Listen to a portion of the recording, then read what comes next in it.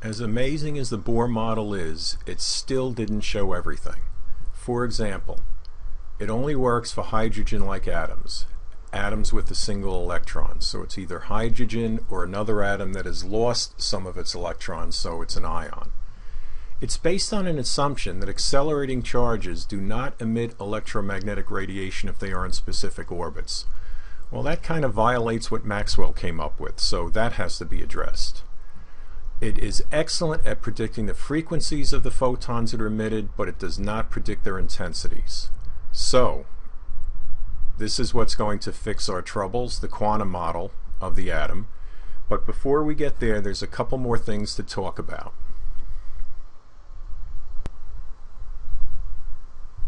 The Compton Effect is another phenomenon that shows that photons are truly particles. In 1923, Arthur Compton scattered X-rays off of a graphite surface and observed that the wavelength of the scattered X-rays increased. This is called the Compton Shift. So we have here's a target, here's the graphite right here. We have a photon coming in. An electron pops out, that's called the scattered electron, and then we have the same, well, it's actually not the same photon. This absorbs a photon, emits another one, but that's way beyond this course. So the photon comes off at this angle here, theta, which is called the scattering angle.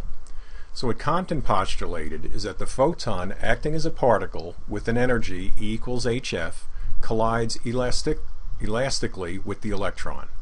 Now, if you'll remember elastic collisions, momentum and kinetic energy are both conserved, so the scattered photon will now have less energy as it's given up some energy to the scattered electron. So, if this scattered photon right here has less energy, it will have a longer wavelength. And that's the essence of the Compton effect.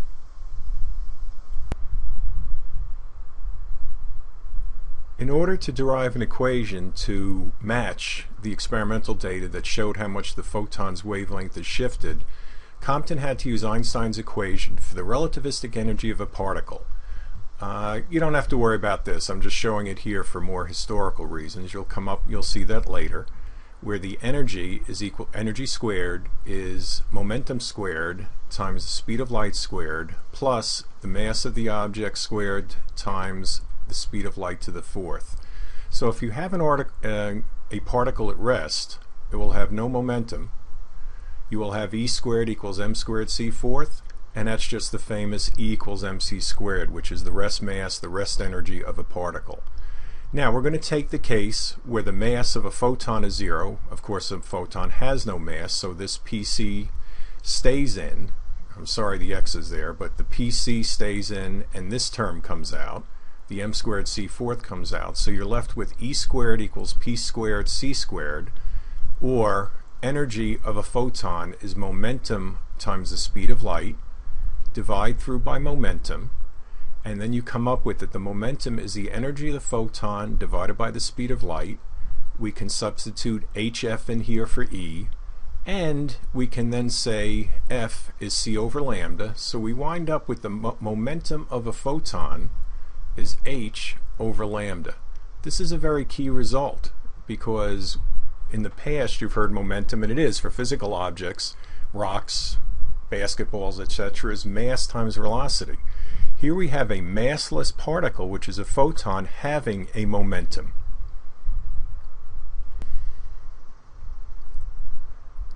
Compton then solved the conservation of energy and momentum equations, and he used the relativistic version since photons move at the speed of light, so relativity comes into play. And again, don't have to worry about that now. He came up with this equation here, which shows how much the wavelength of the scattered photon, this guy, shifts. And notice it is angular dependent. It depends on what angle this photon comes from after striking the target. So the equation is the change in the wavelength is the final wavelength, which is the wavelength of the scattered photon, minus the initial is h, Planck's constant, mass of the electron, speed of light, and theta, where theta is this scattering angle right here.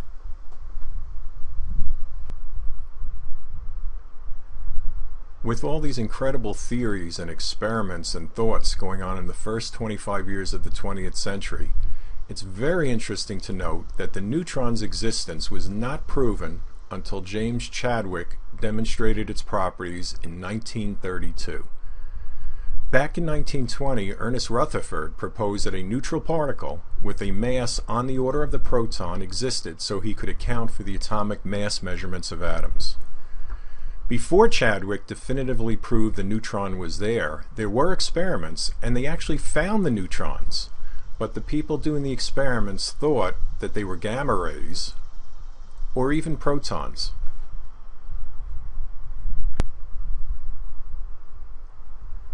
Chadwick placed a small quantity of radioactive polonium, and remember, polonium was discovered by Marie Curie, and he placed this polonium in an evacuated chamber where it decayed by emitting alpha rays, and alpha rays of course are just helium nuclei. These then struck a beryllium target. Neutrons were emitted from this reaction, from this collision of the alpha particles with the beryllium, and were found to have the correct mass and a neutral charge. Now the whole point of neutrons, well, other than the fact that they exist and we're just explaining them, neutrons and protons provide the strong nuclear force that keep nuclei together. I mean, have you ever wondered how a nucleus stays together with all those positive protons, with the Coulomb force trying to repel them? Well, there's another force called the strong nuclear force that enables neutrons to attract the protons, and neutrons attract other neutrons, protons attract protons, and this balances the repulsive Coulomb force so that nuclei can exist.